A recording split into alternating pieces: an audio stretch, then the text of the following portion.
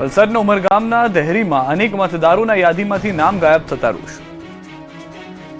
વલસાડ જિલ્લામાં સ્થાનિક સ્વરાજની ચૂંટણીઓ પૂર્વે ઉમરગામ તાલુકાની દહેરી તાલુકા પંચાયત બેઠક પર મતદાર યાદીમાં મોટો છબરડો સામે આવ્યો છે। આ બેઠકના અંદાજે 1400 જેટલા મતદારોના નામ ગાયબ થઈને બાજુની દહાડ બેઠકની યાદીમાં નોંધાઈ જતા સ્થાનિક રાજકારણમાં ખળભળાટ મચી ગયો। એસઆઈઆરની કામગીરી અને ચોકસાઈના દાવાઓ વચ્ચે થયેલી આ ગંભીર બેદરકારીને કારણે ચૂંટણીના પરિણામો પર વ્યાપક અસર પડવાની ભીતિ સેવાઈ રહી છે। એ વિસ્તારના નામો મતદારની લિસ્ટમાંથી સીધા દેહરી ગામમાંથી છોડીને દહાડ ગામમાં ચાલી ગયા, બાજુના ગામમાં ચાલી ગયા। અમારા 1400 જેટલા મતદારો છે બધા વંચિત રહી જશે। આવું નહીં થઈ પાછું લિસ્ટ એ નહીં કરે, લેવામાં નહીં આવશે તો અમે બધા 1400 મતદારો મતથી વંચિત થઈ જશું। એક સાથે 1400 મતદારોના નામો એક તાલુકા પંચાયતની બેઠકમાંથી અન્ય તાલુકા પંચાયતની બેઠકમાં સમાવેશ કરી દેવામાં આવતા ગ્રામ પંચાયત પણ હરકતમાં આવ્યું। આ મામલે દહેરી ગ્રામ પંચાયતના ઉપસરપંચ સહિતના અગ્રણીઓએ મામલતદારને લેખિત રજૂઆત કરી તાત્કાલિક સુધારો કરવા માંગ કરી। આ ટેકનિકલ ભૂલ સુધારી લેવામાં આવશે તેવી ખાતરી આપી છે।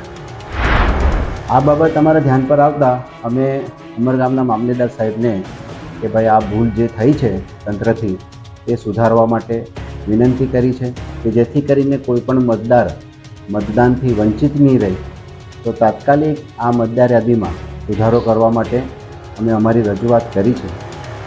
સુરત જિલ્લાના કામરેજમાં ગુજરાત ક્ષત્રિય સભાની મહત્વની બેઠક મળી। સુરત જિલ્લાના કામરેજ ખાતે આવેલા દાદા ભગવાન મંદિરના પટાંગણમાં ગુજરાત ક્ષત્રિય સભાની એક અત્યંત મહત્વની બેઠક યોજાઈ। આ બેઠકમાં દક્ષિણ ગુજરાતના રાજપૂત સમાજના વિવિધ સંગઠનોના હોદ્દેદારો અને આગેવાનો મોટી સંખ્યામાં ઉપસ્થિત રહ્યા।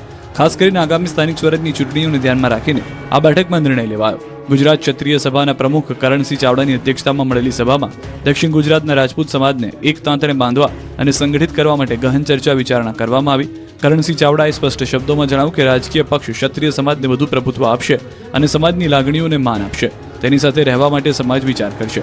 સતત ગુજરાત ક્ષત્રિય સભાના માળખાને વધુ ગતિશીલ બનાવવા માટે આ બેઠકમાં સંગઠનાત્મક ફેરફાર કરવામાં આવ્યા હતા। સમગ્ર ગુજરાતમાં અને ખાસ કરીને દક્ષિણ ગુજરાતમાં ઝોન વાઇઝ અને જિલ્લાવાર સંગઠન મજબૂત બને તે હેતુથી વિવિધ સમિતિઓ રચના કરવામાં આવી છે।